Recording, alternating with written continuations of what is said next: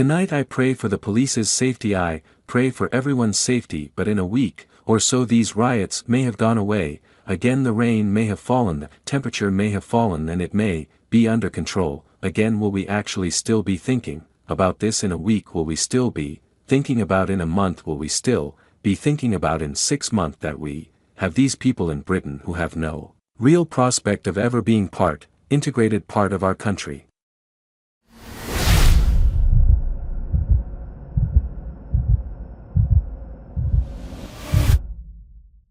At the latest on the riots, Prime Minister Keir Starmer is holding an emergency Cobra meeting this evening as police forces brace themselves for more trouble on the streets of towns and cities, primarily in England is where we've seen it also. Far other than be festive course, there's lots to consider in this, Tim. I think first of all I do want to start with the kind of political response. So far has it been what it needs to be?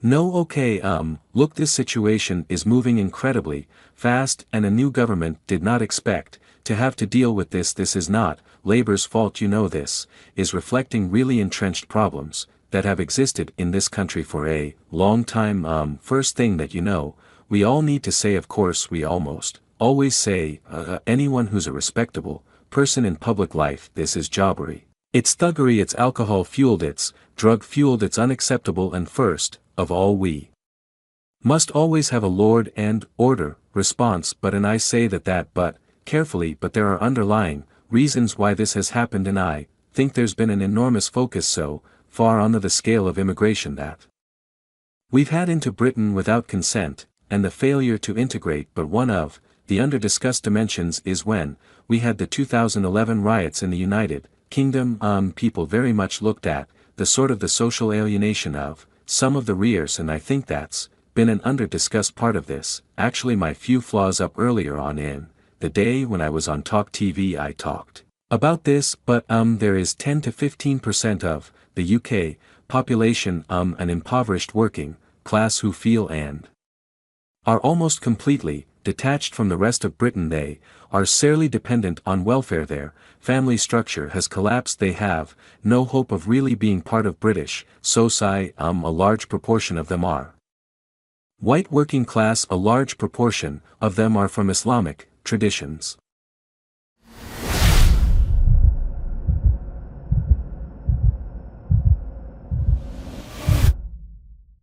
And we are a rich enough society to part these people on the edge of society. We can pay their welfare bills, we can police them, we can keep them at bay, but that's not compassion, that's not what we should be. We can afford to leave them on the margins, and occasionally they will erupt, and in a week or so who knows what's going to happen. Tonight I pray for the police's safety, I pray for everyone's safety, but in a week or so these riots may have gone away again. The rain may have fallen, the temperature may have fallen, and it may be under control. Again, will we actually still be thinking about this in a week? Will we still be thinking about in a month? Will we still be thinking about in 6 months that we have these people in Britain who have no real prospect of ever being integrated part of our country? We didn't. We said after the 2011 riots we would deal with this, that we would face up to it, and we didn't. My concern is we will move on as we always do, and the next eruption we see will be bigger, it'll be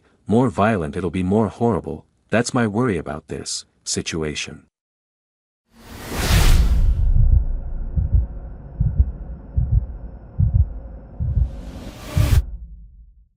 I mean, there's a lot there to be really anxious about, but the starting point was, has the political reaction in the immediate term been sufficient? And I think you've got to do both. You've got to take an immediate term view and a longer term view, and the longer term view looks at really difficult issues like education, like geographic inequality, which is something that governments for decades have said that they'll look into. Look at skills training, look at social cohesion, social mobility, and the fact that Labour haven't come straight out and said, here's our plan for how to deal with the 10-15% of people who feel utterly disenfranchised and disassociated from British society in their first month. I think, like, give them some time to figure out what their plan is on that. But in the immediate term, it's about safety, and it's about public order, and It's about, giving full backing to the police and the emergency services who are trying to get control of the situation, and that is much easier to do if there is a united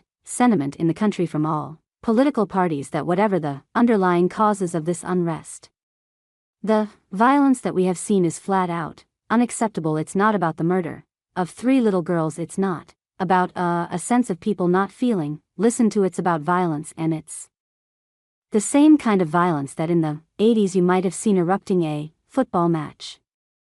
And now it erupts, with a very, very, very tangential link to a horrific event that the vast majority of the public, according to a Go poll that was out today, don't buy at all, and rightly so, and those are different things, and I would like to see, actually, the Conservative Party, under whose watch a lot of these problems were allowed to worsen, even if we don't say exactly when they started. I would like to see them uniting with the Labour government and saying we can all say this is acceptable, this is not about legitimate concerns, this is about violence, and I haven't seen that so far. Oh, I think that's unfair, Rachel. I think one tweet from Richie Sunak.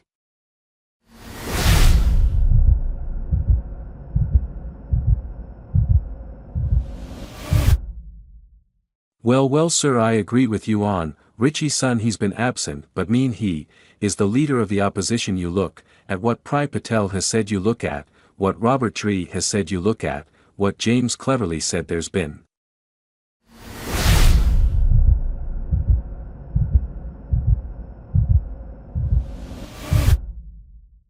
James Cleverly has said that Labour haven't that it's time for actions and not words, and he sort of picked apart some of K.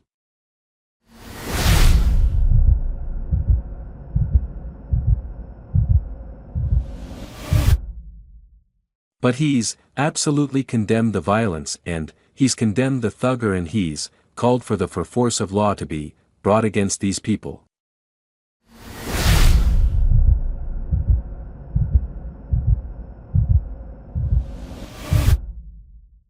With this in mind, is it not fair to point out that the last riots that we compare to were in 2011, when the Conservatives were in power in coalition, and these riots have broken out 4 weeks into a Labour government? The Conservatives have basically been in charge for the entirety of that time, so the problem flared up, the problem hasn't been solved, and the problem flared up again.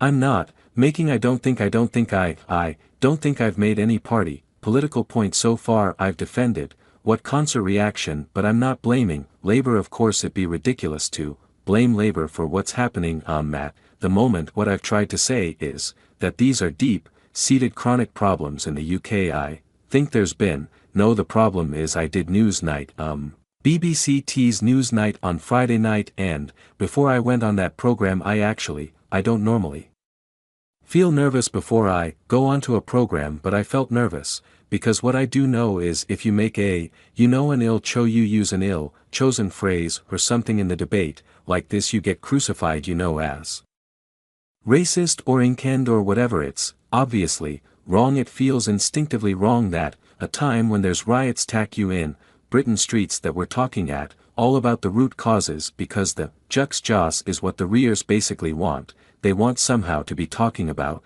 their grievances. The absolute first response must be to condemn the violence, and to jail have the policies in place to jail these people. My concern is though that in 3 weeks' time, when these events and someone like me or some other person brings up these concerns, you'll be shouted down as well. You're just like those writers 3 weeks ago or so.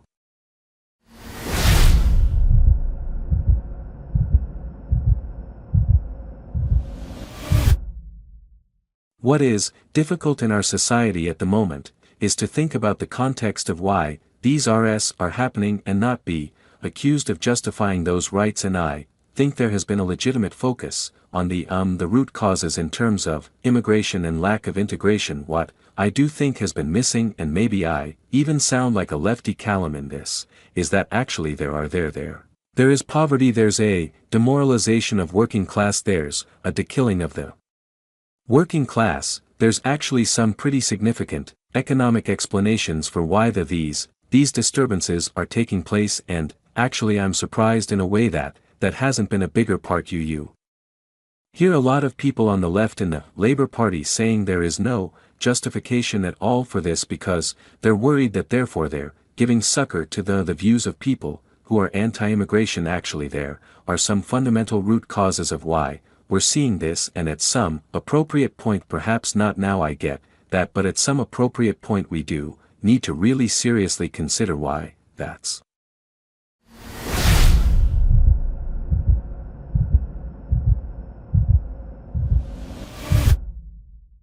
I will agree with Tim though, and also point out that Tim has been criticized by people on the right for being so, forthright in your condemnation of the writers, but I think a lot of the problems from 2011 never got addressed, never got solved, and that there has been a sense, particularly from the conservative government since then, that if you can improve the economic outlook of the country as a whole overall, then pockets of deprivation and regional inequality don't matter.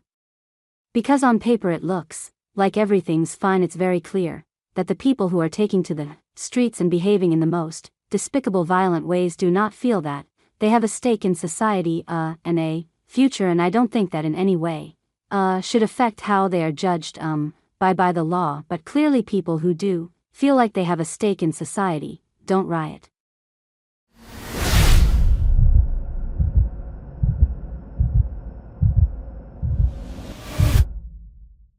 Yeah, Helen says, do your guests think that Cooper should meet with leaders of the riots? Sounds like they feel unheard, but I suppose my immediate take on that is I'm not convinced there are particularly leaders. I'm not sure who those people would be leaders.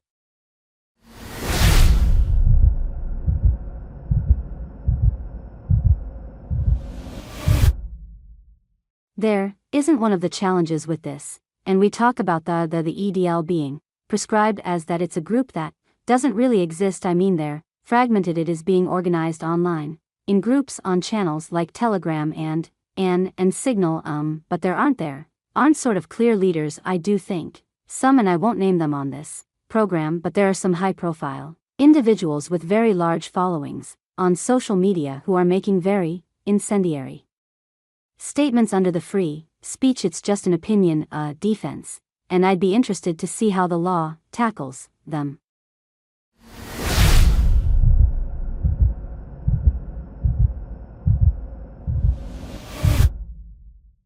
We had a week ago when we were with John and Rachel, we talked about the irresponsibility of lots of people on social media. Can I just say about the irresponsibility of mainstream media, though, as well? Earlier on today there was a press conference where the some of the individuals involved in the attacks at Manchester Airport that we all can remember. Oh yes, I don't either of you saw it, and I thought it was absolutely extraordinary that the BBC and the Sky News covered those press conferences live. These people for some reason haven't been charged yet, even though we saw the violence that they perpetrated against the police. Imagine if the BBC and Sky had done a press conference with a solicitor, talking with two people on either side of him who have been rioting in Southport or Newcastle, or who'd been involved in that extraordinary evil attack on the Holiday Inn in Rotherham. I do sometimes wonder whether at a time when people think there is a two-tier system operating in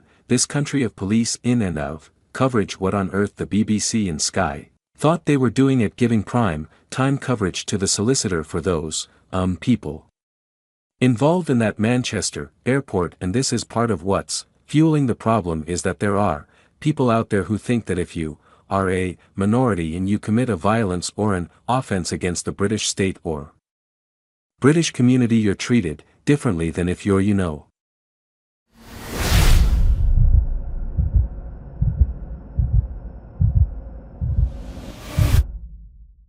Priti Patel came out very strongly against that, and this is Priti Patel, the really quite draconian Home Secretary, when she was very clear about the distinction between peaceful protest, however much disruption it may cause, and we've seen protest cause tremendous levels of disruption, and violent protest, which is different and is being treated differently.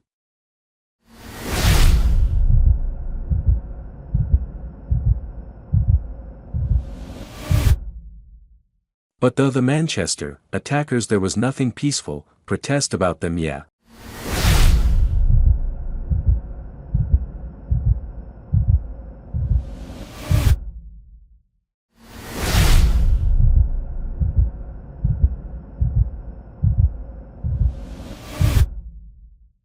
Thanks for watching this video.